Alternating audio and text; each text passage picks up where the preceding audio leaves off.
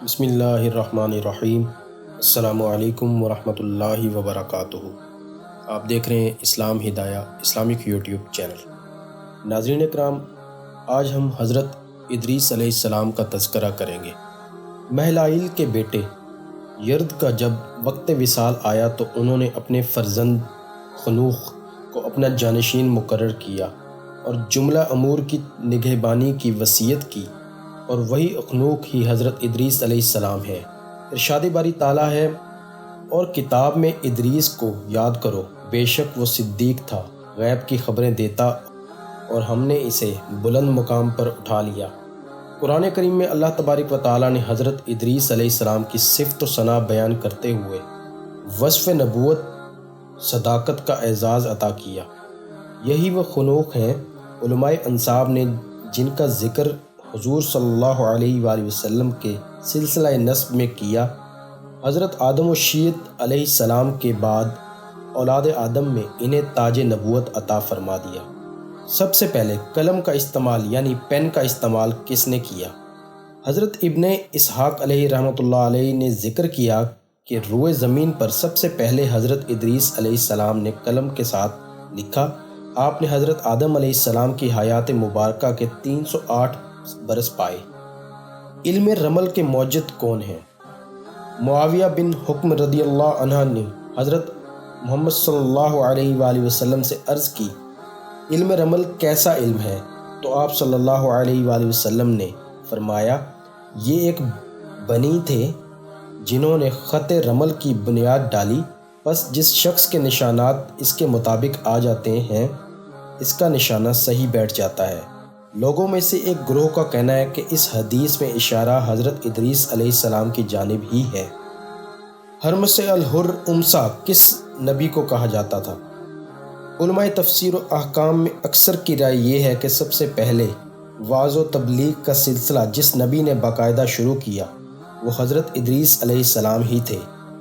انہی کو ہرمس الحر امسا کہا جاتا ہے۔ ان کے ساتھ بے شمار جھوٹے قصوں کو منسوب کر دیا گیا ہے، جس طرح انبیاء، علماء اور حکماء اولیاء کی طرف لوگوں نے کئی جھوٹی باتیں منسوب کی ہیں۔ ہرمس یونان کا کوئی مشہور منجم گزرا ہے۔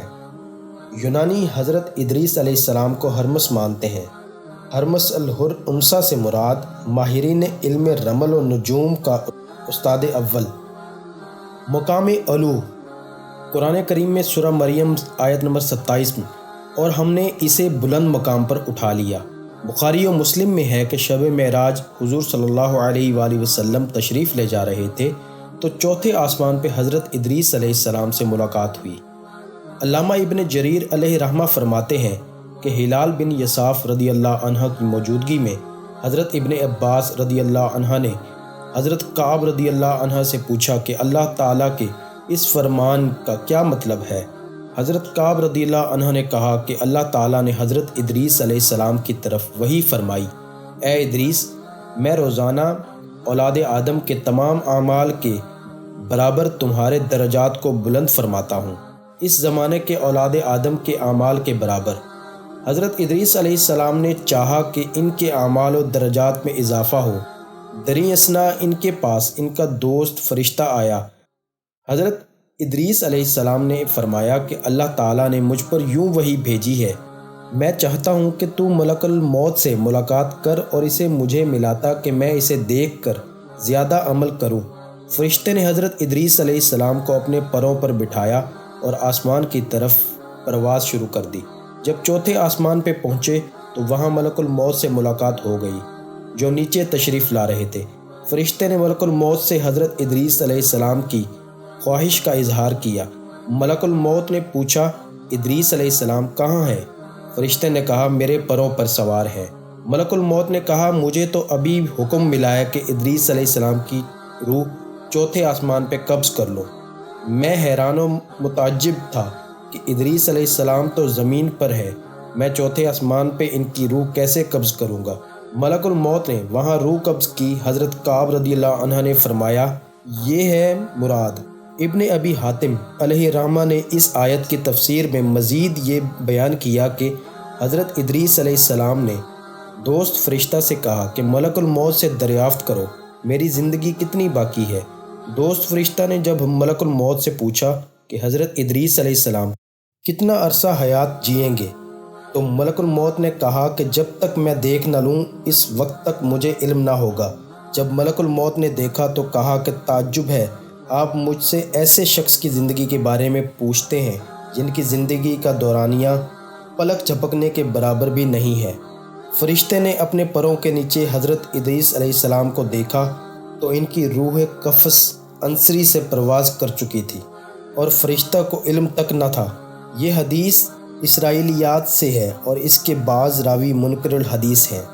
مفسرین و محدثین کی رائے: ابن بحی مجاہد علیہ رحمہ سے روایت کرتے ہیں کہ حضرت ادریس علیہ السلام کو آسمانوں پر حضرت عیسیٰ علیہ السلام کی طرح اٹھا لیا گیا، لیکن ان کی موت واقع نہیں ہوئی۔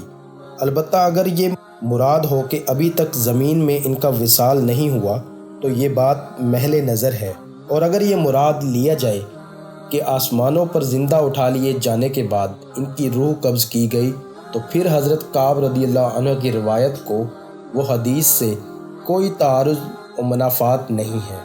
اوفی حضرت ابن عباس رضی اللہ عنہ سے روایت کرتے ہیں، آپ کو چھٹے آسمان پر اٹھایا گیا اور وہیں آپ کا وصال ہوا۔ بخاری و مسلم اور مجاہد علیہ رحمہ کے مطابق آپ علیہ السلام چوتھے آسمان پر ہیں۔ حضرت حسن بصری رحمہ اللہ علیہ فرماتے ہیں کہ آپ جنت میں ہیں۔ بعض نے یہ بھی کہا ہے کہ حضرت ادریس علیہ السلام اپنے والد یرو بن محلائل کی زندگی میں ہی آسمان پہ اٹھا لیے گئے۔ بعض کا گمان یہ بھی ہے کہ حضرت ادریس علیہ السلام حضرت نوح علیہ السلام کے زمانے سے قبل نہیں تھے بلکہ زمانہ بنی اسرائیل میں ہوئے۔ امام بخاری علیہ رحمہ نے حضرت عبداللہ بن مسعود اور ابن عباس رضی اللہ عنہ سے روایت کیا کہ حضرت ادریس علیہ السلام ہی حضرت الیاس علیہ السلام ہیں۔ امید ہے آپ کو یہ ویڈیو بہت پسند آئی ہوگی۔ انشاءاللہ بہت جلد ایک نئی ویڈیو کے ساتھ ملیں گے۔ السلام علیکم ورحمۃ اللہ وبرکاتہ۔